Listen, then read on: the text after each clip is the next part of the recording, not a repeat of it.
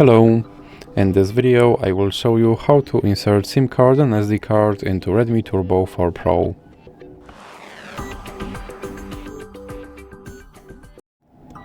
So we have to start by opening your SIM tray,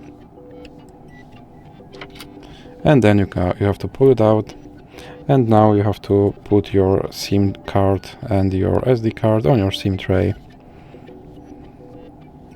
like this.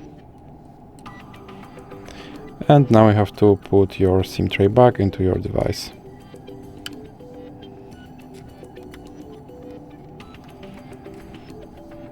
And now your SIM card and SD card should work.